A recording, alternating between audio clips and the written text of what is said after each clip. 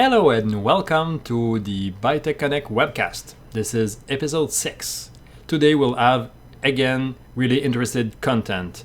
We'll start by our 3-minute thesis from Stephanie Mouchbahani Constance from McGill University, followed by a short interview with her.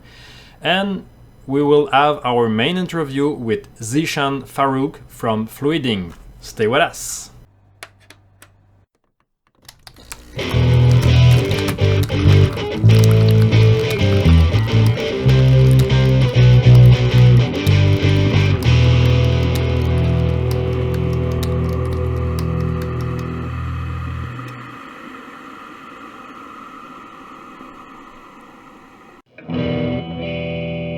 So today we are with Stephanie Mouchbahani Constance.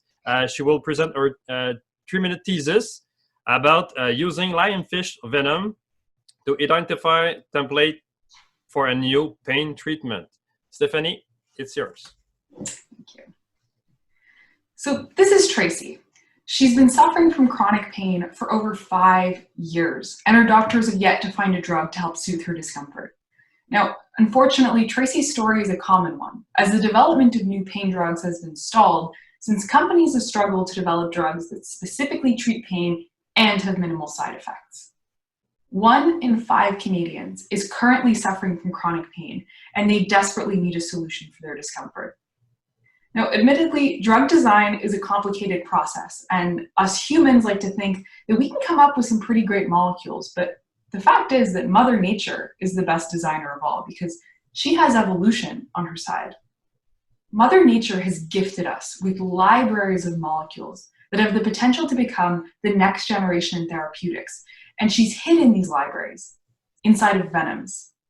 Venomous animals have evolved highly complex cocktails of molecules that have been honed by Mother Nature to specifically act on different parts of our nervous system. My research focuses on identifying exactly how the excruciatingly painful venom from the lionfish causes so much pain on a molecular level. I've discovered that lionfish venom specifically acts on a subset of pain-sensing nerve cells to cause pain through a mechanism that I'm currently uncovering using experiments where I extract venom from lionfish and I test it on cells to measure exactly how lionfish venom is activating human pain-sensing nerve cells. Now, the fact that I use human instead of mouse cells will ultimately maximize the therapeutic potential of my findings. And this is important because the molecule in lionfish venom that's responsible for its specificity in causing pain can ultimately be used as a template for future drug design. By designing molecules whose shape and composition are based on those from lionfish venom, they can act on the same place in the nervous system, but little tweaks to their structure can make them instead inactivate their target and provide patients with specific pain relief. Now, this is not the first time a poison was used for good. Just think of Botox. It's literally a paralytic toxin from bacteria, and yet scientists found a way to harness its potential for good and make us prettier, less sweaty, and have less migraines. But what I haven't told you is that there are close to 1 million venomous species on our planet, and less than 10% of their venoms have ever even been studied. So you can imagine what kinds of gems of molecules are hiding in Mother Nature's unread encyclopedia of venoms. By studying lionfish venom and figuring out exactly how and what inside this venom makes it tick, I hope to bring to light new molecules that can be used as an instruction guide in the development of new and effective painkillers, so that 1 in 5 Canadians and patients like Tracy may someday find relief from their pain. Thank you. So once again, thank you very much for registering for our challenge, 3-minute thesis. Really interesting subject. I was really curious about what technique are you using to analyze the nature of this lionfish venom? Sure. So when we, basically what we do is we get the fish in the lab and we extract the venom just by removing it from the spines. And then we do just an ultracentrifuge to purify it. And then we do HPLC to separate out the fractions based on their polarity.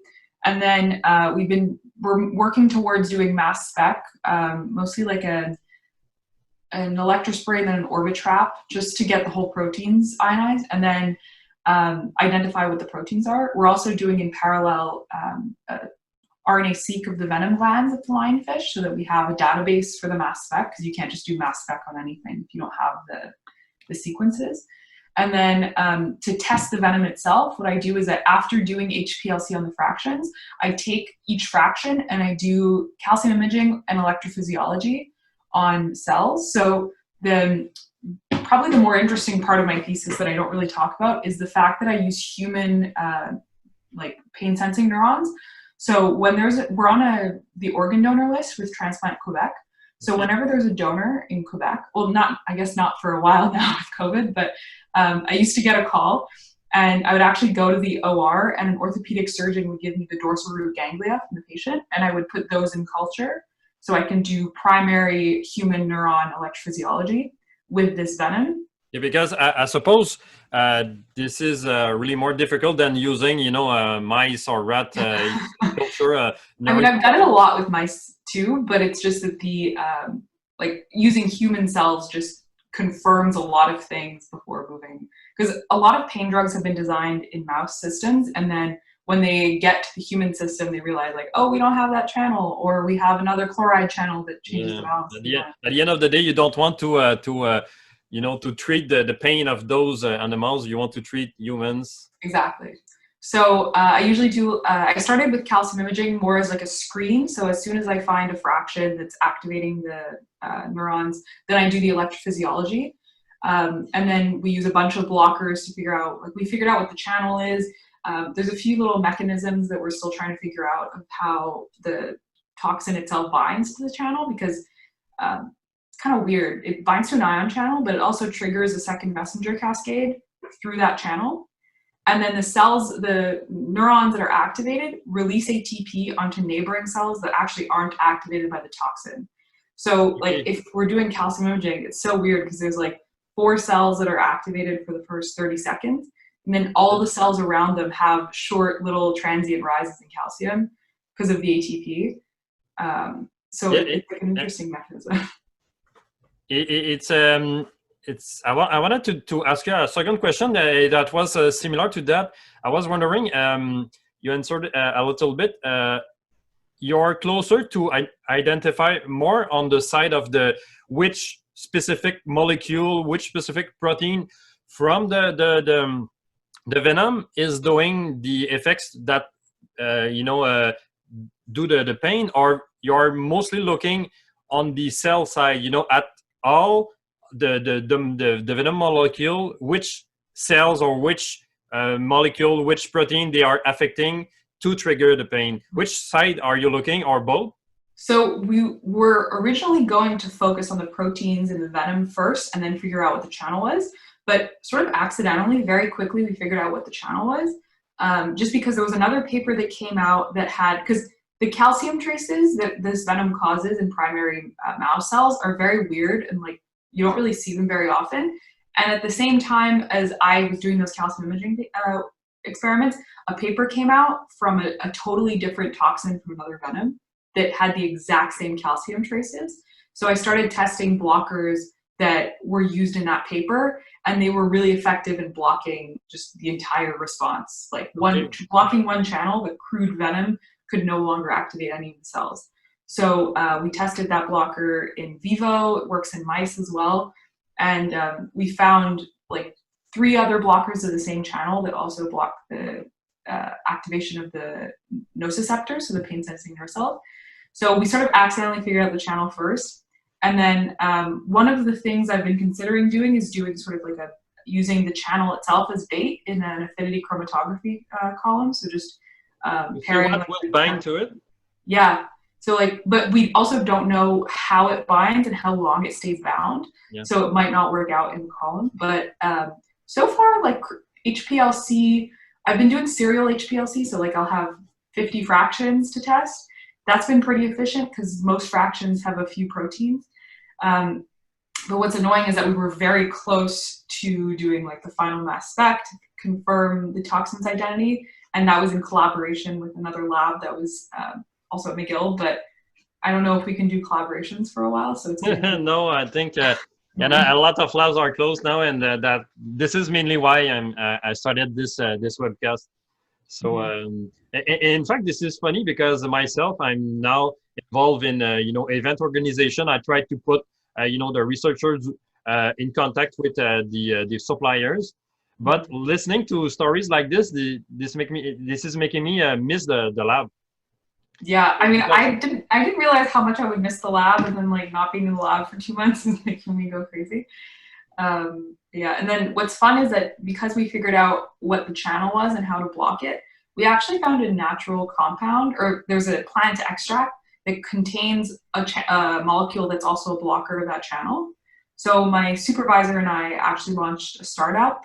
We're making an ointment that is like an afterbite for lionfish stings, because people get stung by lionfish pretty frequently in Florida, like when they dive, and it's really very, very, very painful. So we've made this ointment that actually like completely blocks the pain caused by the venom. So we were supposed to start selling like next week, or it was our launch date was supposed to be May 16th, and yeah, we're pushed back to September now. But yeah, so but still, I'm sure that I don't want to tell you that this will be easy, but I really wish you that it will start up. It will resume like it was in a couple of months. I hope for everybody, including Biotech Connect's events. But this is really interesting because for once, a cream, a treatment will be really solely scientific based. This is not something that they try and they feel that this is feeling better. Yeah. So it's like we have the data to show. Yeah, that's it exactly. And also as a scientist, this is really fun that to see that during your PhD you had an interesting discovery that is letting you do a startup. And I think in Canada and Quebec we need more scientific entrepreneurs. So I completely congratulations and good luck with that. Yeah, thank you. Thank you so much for doing this with me today, Stephanie, and have a great day. Thanks so much. Have a good one. Okay, bye-bye. Bye. Okay, we're now back with our today's today's guest. This is Zeeshan-Farooq from Fluidigm. Hello, Zeeshan. Hi, Guillaume. How are you? Good. Thank you so much. First of all, what I like to ask you, if like I ask everybody else, is what is your title and your exact role in the company? All right, cool. Yeah. So my title, I'm an account manager at Fluidigm. I cover Eastern Canada and the Northeast US, primarily Massachusetts focused, and Eastern Canada, Ontario and Quebec. My role, it's keeping customers happy. Straightforward. Keeping them happy. I do a lot of demand generation activities to be able to get new leads and prospects and really grow that community, right? Because it makes it fun for everybody else to collaborate and research. I also get to work with application scientists, field service engineers, R&D, product managers, to be able to take care of new customers by trainings and bringing their technology up to date and online. And then also taking care of current customers and overall just keeping that experience positive and coming out with new products that the market needs and wants. That's sums up kind of what I like this way of seeing the relationship with your customers and with your colleagues. But can you tell us more about your company itself? Yeah, the products, your services. Yeah, I mean our customers range from top leading academic institutions, government accounts, industry, top pharmas and biotech, a lot of leading research labs worldwide.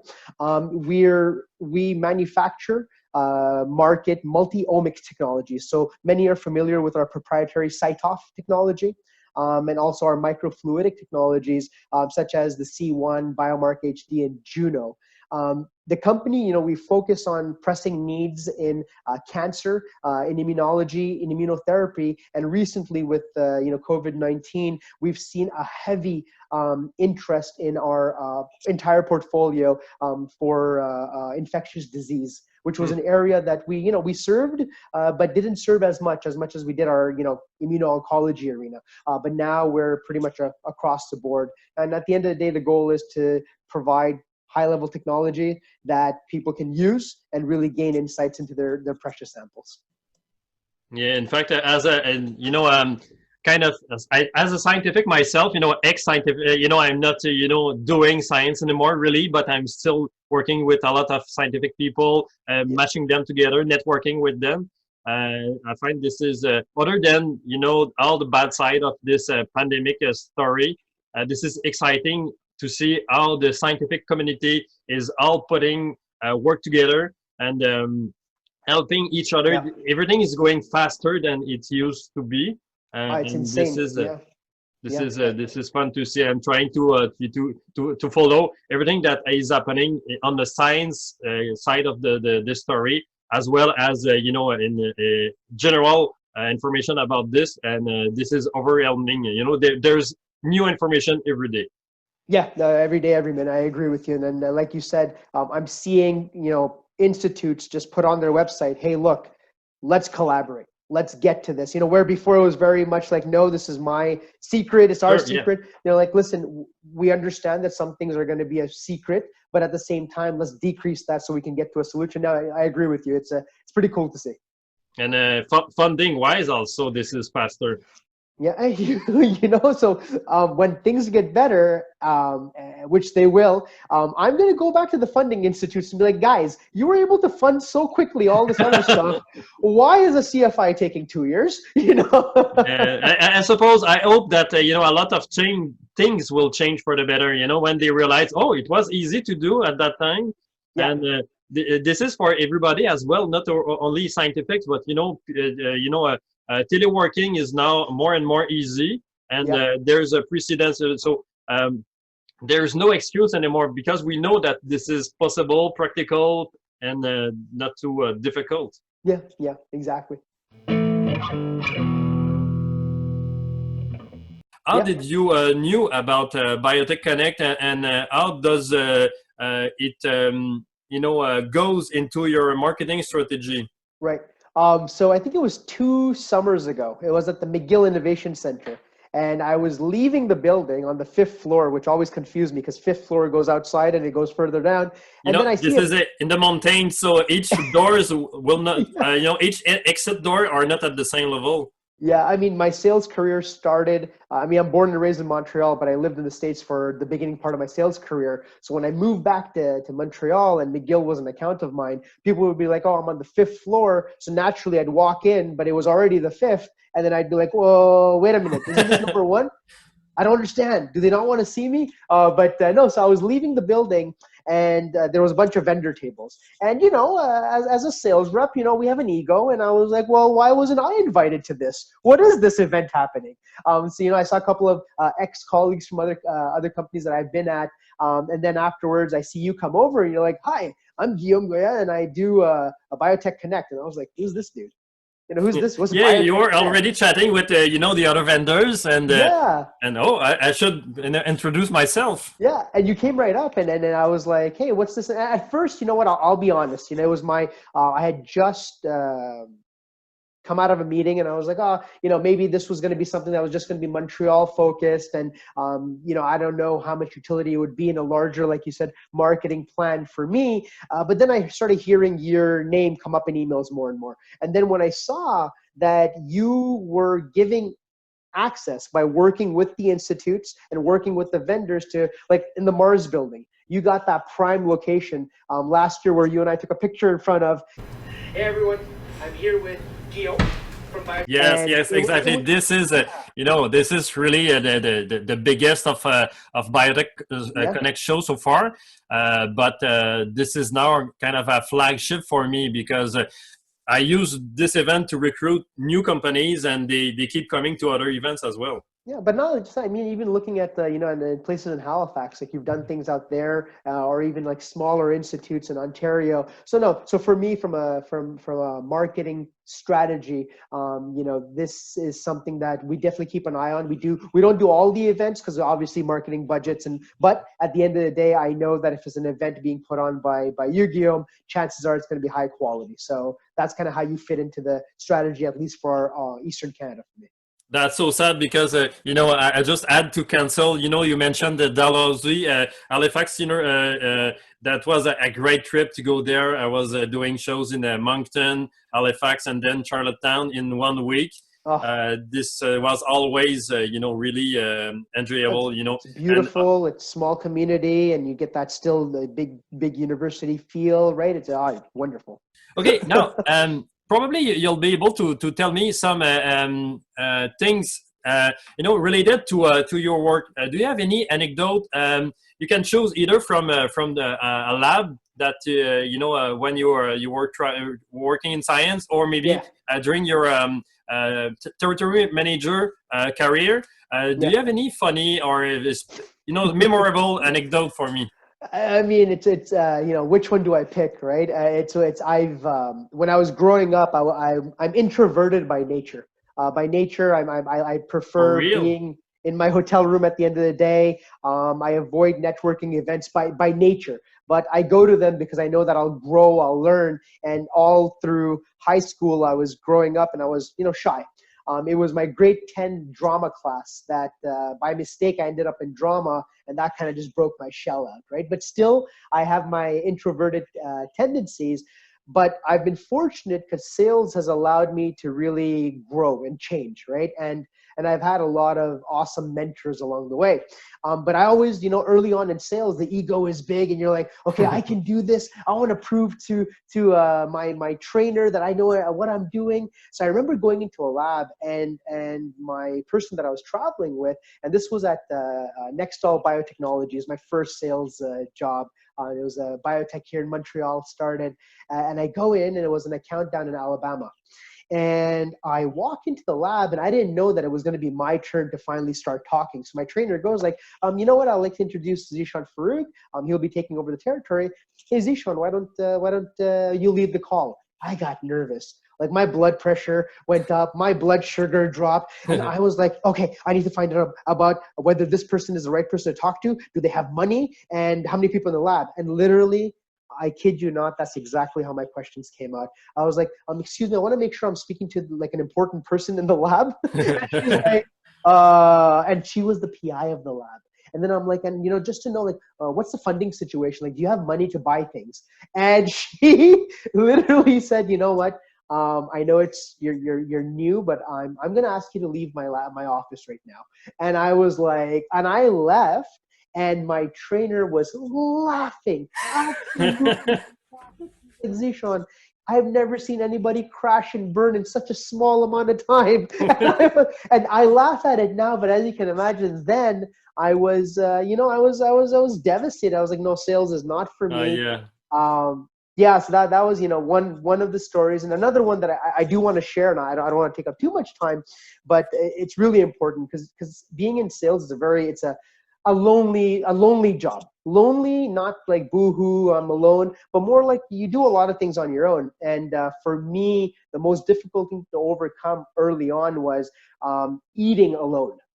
So eating alone, and my first meal alone was it was actually in Boston at Faneuil Hall. I was traveling there early in my career, and the person I was traveling with, I thought that we were going to go have dinner together, but he had plans of his own, and he just got off the T. And when he left, he's like, okay, Z, I'll see you tomorrow morning. And I was like, oh, I guess I'm alone.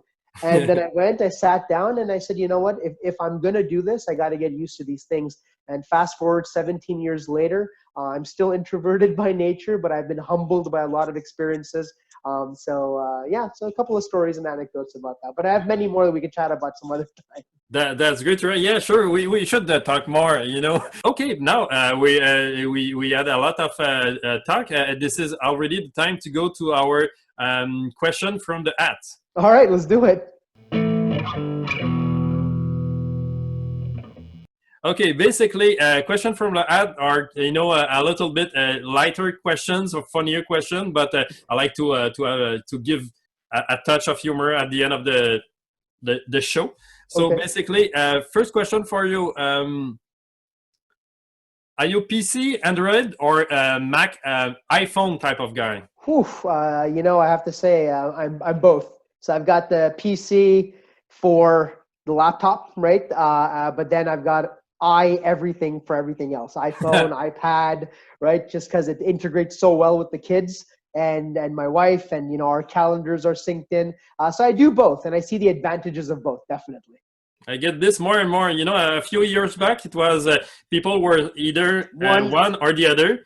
But now with work and sometimes you have something you know, provided to you for work, and you have something else at home, and you know, this is each of those technologies takes from the others. So this is more and more similar. Okay. Well, I used to have a saying that BlackBerry was for people that had a job, and iPhone was for people who wish they had a job, right? That was my saying, and I'm making it public that I am going back on my word there that that's not true, because I have a job and I have an iPhone. So, but things change, but I see more people using both. Yeah. The only sad thing about, you know, this third option, BlackBerry, was Canadian. I know. And this is they could not make it. You know, this is now gone. You know, my kids never heard of it. Yeah. My daughter found one and she uses it as a toy now. Like, Dad, what is this? You know, is this what a rotary phone was? I'm like, no, dum, that's not a rotary phone. That's no. But they saw this old phone at my parents. Yeah. And you know, we had to explain how it worked, because you know, like this, they could not understand the use of it. Yeah. I would love to like take my daughters. I learned so much from my girls that just put a rotary phone and see what they do with it. You know, it'd be cool. Yeah, exactly. Yeah, where's the touch screen on this? Yeah. Okay, another question for you. Okay, I like it. This one. If you are a new addition to a crayon box, okay, what color would you be and why? All right, well, this answer is going to be pulled from the rainbow right behind you. So my youngest daughter, she's got this phenomenal answer, because we've asked her that question, like, what's your favorite color? And she says, rainbow. We're like, rainbow? We're like, rainbow is not a color in the crayon box. And she's like, no, I like rainbow. I like all of them. And I said, you know what? I'm going to steal it from her. And it's rainbow. Like, if I can be, because the thing that I've loved is sticking to one color. It just doesn't work, right? And that's perfect question. I mean, perfect answer. Yeah. And by the way, that's obviously from my daughter as well. So, so I like it. So you can see it in my episode from about episode 3 or 4. So she thought that would be a nice addition to my with podcast. the hashtag ça va bien aller, puis tout le monde in my neighborhood has it on their windows. So yeah, that is funny. Hey, this is everywhere in the world you can see this, and this is the universal sign of hope. So well, thank you so much. That was great. I don't know if you want to add anything else before. No, I mean, I thank you for the opportunity, Guillaume. I mean, what you're doing is awesome. It gets vendors access into accounts, but the goal is not to just get access and get leads. It's really to add value wherever we can, right? So Fluidigm and myself, we really appreciate that. Exactly. If you want, by the way, of course, you can share some contact information if you want to have interested people to contact you. You can leave it to me, and I will put it under the video. Perfect. So that you can share your email, your website of your company. That will be that will be my pleasure to share it with the community. Well, thank you again, and thanks for so quickly doing this. These episodes. I mean, the moment the world shifted, you shifted and allowed everybody to still stay connected. So thanks a lot, Guillaume. No problem. Thank you so much, Zeeshan, and hope to see you soon in person. Yes, sir. Okay. Bye bye. Bye bye.